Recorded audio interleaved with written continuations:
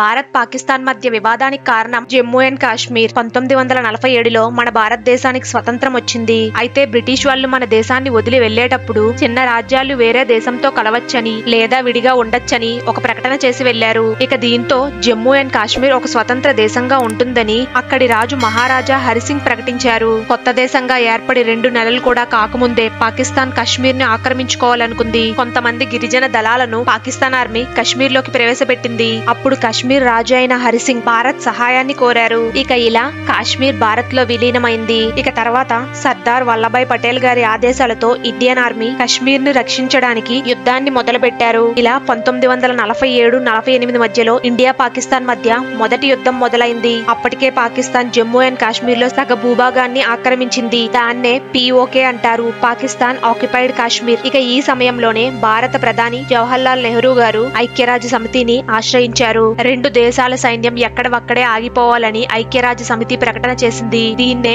Line of control అని అంటారు. Jammu and Kashmir అధికారికంగా చట్టపరంగా భారతదేశంలో విలీనమైంది.